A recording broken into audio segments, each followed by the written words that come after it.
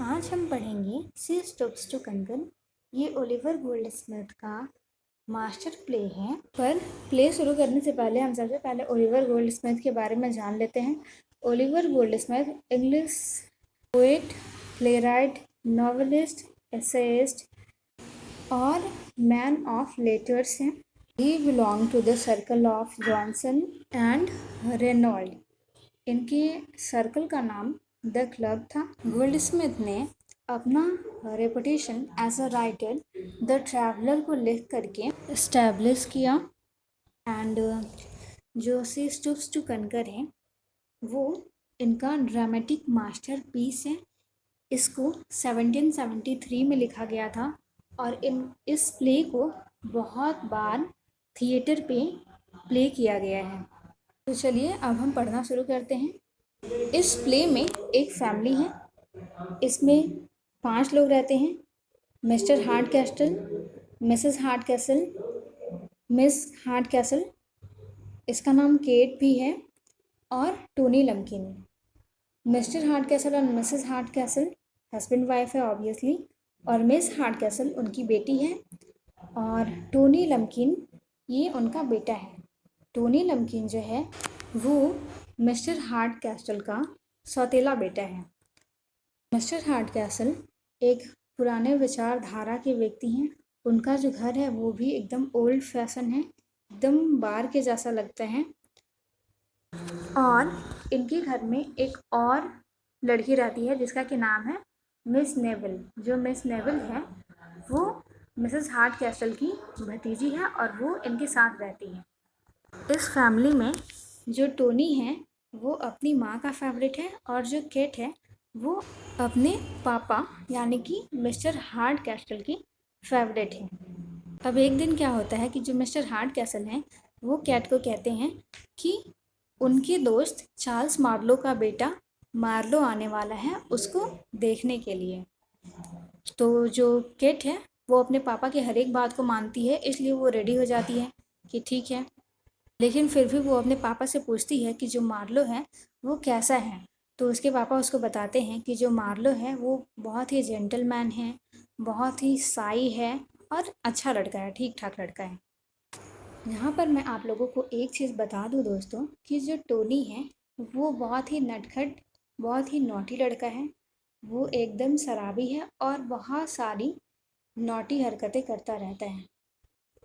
Marlowe अपने दोस्त Hasting के साथ अपने घर से निकल चुका था मिस्टर हार्ड कैसल के घर आने के लिए, लेकिन आते आते वो लोग को रात हो गया था और वो लोग रास्ता भटक गया था।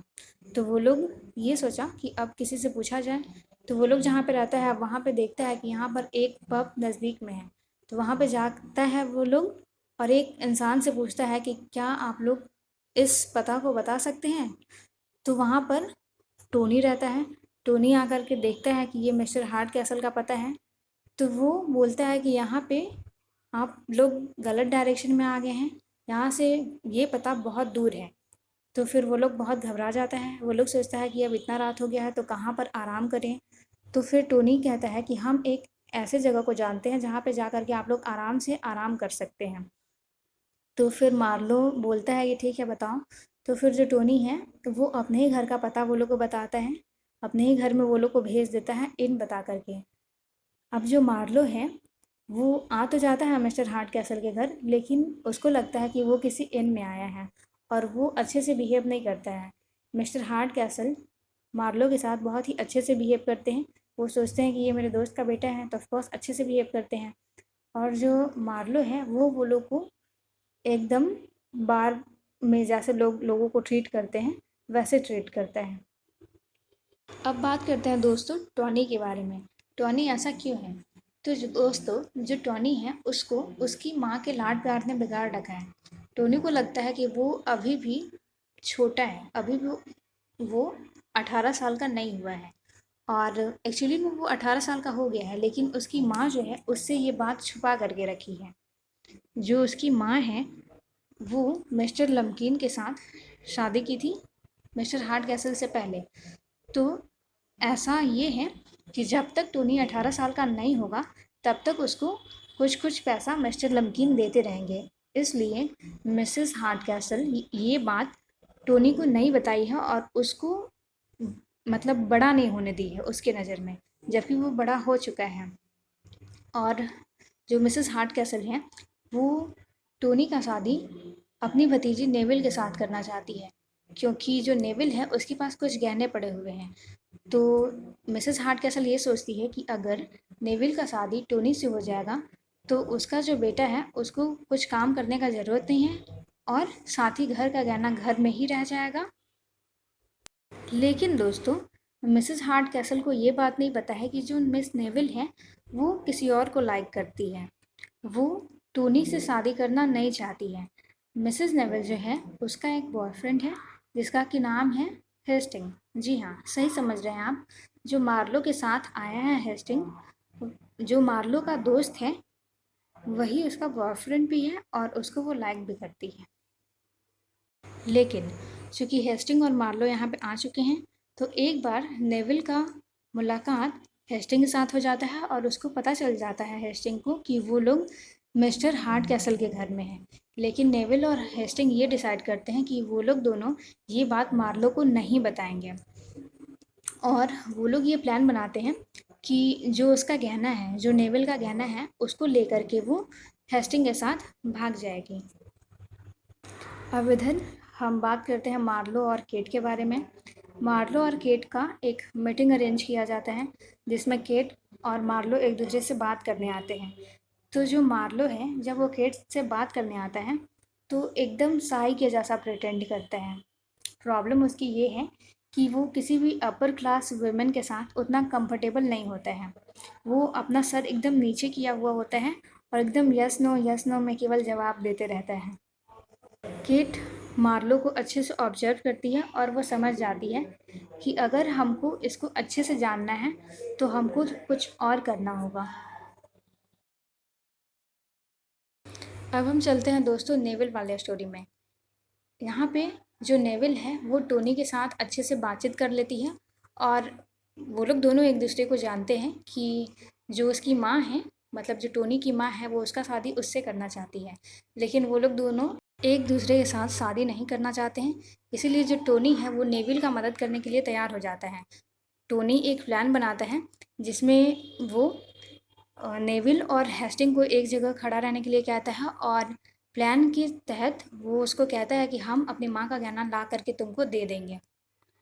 और फिर टोनी को एक बार मौका मिल जाता है, वो अपनी माँ का गहना चुराता है और ला करके नेविल को दे देता है। नेविल उस गहने को दे देती है हेस्टिंग के पास और हेस्टिंग सोचता है कि हम थोड़े देर के लिए इस गहने को दे देते हैं मार्लो को।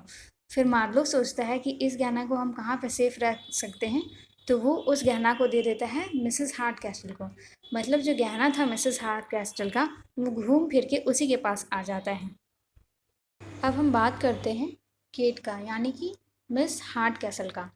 तो जो केट है वो एक प्लान बनाती है और उसमें वो एक बारमेड जैसा कपड़ा पहन लेती है और उसके बाद फिर वो जाती है मार्लो से बात करती है। तो फिर जब मार्लो देखता है उसको तो वो एकदम नॉर्मल बात करता है, एकदम जनरस बात करता है। वो नोटिस भी करती है कि मार्लो कंफर्टेबल फील कर रहा है, जबकि जब फर्स्ट मीटिंग में वो लोग मिला था तो वो बिल्कुल भी कंफर्टेबल फील नहीं कर रहा था और नज़रों को चुरा रहा था। लेकिन इस बार जब वो बारमेड के रूप में आई है केट उससे मिलने, तो वो एकदम नॉर्मल बात कर रहा है और हर एक चीज़ को अच्छे से जवाब दे रहा है। फिर केट जो है उससे तरह तरह का सवाल पूछती है और वो हर एक सवाल का जवाब एकदम अच्छे से देता है। फिर उसको समझ में आ जाता है कि जो मार्लो है वो मिडिल क्लास वुमेन के साथ ज़्यादा कंफर्टेबल है। अब दोस्तों कहानी में एंट्री होती है एक नए किरदार की और ये हैं मार्लो के पापा, यानी कि चार्ल्स मार्लो। अब जब ये बात फैलती है कि चार्ल्स मार्लो आ रहे हैं तो हेस्टिंग और नेविल डर जाती है। वो लोग सोचते हैं कि अब जब चार्ल्स मार्लो आ रहे हैं तो उनका पोल खुल जाएगा, तो वो लोग वहाँ से भागने का प्लान बनाते हैं। तो इनका मदद उस समय फिर से टोनी ही करता है। टोनी कहता है कि ठीक है, लेके भाग जाओ इसको, कम से कम मेरा तो जान छूटेगा। तो जो टोनी है वो लोग के लिए एक बगी का इंतज़ाम करता है और वो लोग को कहता है कि तुम लोग यहाँ पे रहना, हम बगी को लेकर के यहाँ पे आ जाएंगे। अब इसके बाद जो मिस्टर हार्ड कैसल हैं वो एक बार टोनी को बुलाते हैं और उसका ये जो हरकत है उससे वो बहुत ज़्यादा परेशान रहते हैं, तो उसको वो सच्चाई बता देते हैं। कहते हैं कि बेटा, तुम जो हो 18 साल के हो गए हो और तुम्हारी मम्मी ये बात तुमसे छिपा करके रखी है। तो जो टोनी है उसका आँख खुल जाता है। वो सोचता है कि वो 18 साल का हो गया और उसकी माँ अभी तक उसको बताए नहीं है, और ये भी सोचता है कि उसकी माँ कितनी बुरी है और उसके पापा कितने अच्छे हैं। तो इसके बाद क्या होता है दोस्तों कि जो टोनी है वो अपनी माँ को सबक सिखाना चाहता है, और इसीलिए वो अपनी माँ को अपने ही घर के चारों तरफ बार बार घुमाता है और उसको बहुत थका देता है और डरवा भी देता है। अब हम बात करते हैं मार्लो का और केट का। इधर जो केट और मार्लो है वो लोग एक दूसरे को बहुत ज़्यादा लाइक करने लगा है, और मार्लो नहीं जानता है कि जो केट है वो बारमेड नहीं बल्कि वो मिस हार्ड कैसल है। अब मार्लो के पापा भी वहाँ पे आ जाते हैं, लेकिन फिर भी अभी तक ये लोग एक दूसरे से अनजान हैं। तो क्या होता है कि जो मार्लो है वो वहाँ से जाने लगता है, क्योंकि जो बारमेड है उसको वो पसंद करता है, लेकिन जो केट है उसको वो पसंद नहीं करता है। उसको बहुत कन्फ्यूजन है और वो चाहता है कि वो किसी ऐसे के साथ नहीं रह सकता है जिसके साथ वो खुश नहीं रह सके। लेकिन ये सारा कन्फ्यूज़न फिर सॉल्व हो जाता है। मार्लो को पता चल जाता है कि जो बारमैन है एक्चुअली में वही केट है, और of course mister hard castle की बेटी है।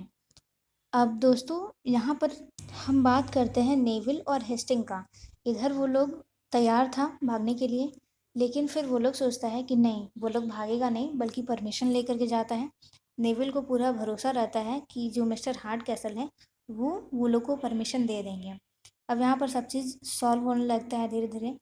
नेविल और हेस्टिंग को परमिशन मिल जाता है। मार्लो और केट का जो कन्फ्यूज़न रहता है मार्लो का वो सॉल्व हो जाता है, और जो टोनी है वो भी सुधर जाता है, और इसके बाद इस कहानी का हैप्पी एंडिंग होता है। ये जो प्ले है दोस्तों, सी स्टूप्स टू कनकर, इसका एक और नाम है द मिस्टेक ऑफ नाइट। इसका ये नाम इसलिए है क्योंकि जो मार्लो है वो एक रात में, मतलब जब वो आ रहा था उस रात उसको देर हो गया था, और आने टाइम वो लोग टोनी से हेल्प लिया था, और उसी रात वो लोग जहाँ पे गया था मिस्टर हार्ट कैसल के घर, उसको वो इन के जैसा ट्रीट किया था, और उसी के कारण पूरा कन्फ्यूज़न हो जाता है। ये तो हुआ ये बात। अब ये जो प्ले है से स्टुप्स टू कनकर, इसका नाम है वो झुकी जीतने के लिए। इसलिए क्योंकि जो केट है वो एक अपर क्लास वुमन रहती है, लेकिन फिर भी वो मेड बन जाती है मार्लो को जीतने के लिए। इसीलिए इसका नाम स्टुप्स टू कनकर भी है। आई होप दोस्तों आप लोगों को ये वीडियो अच्छे से समझ आया होगा और पसंद भी आया होगा। तो अगर आपको ये वीडियो पसंद आया है तो कृपया मेरे चैनल को लाइक शेयर एंड सब्सक्राइब करें। Thank you, have a nice day.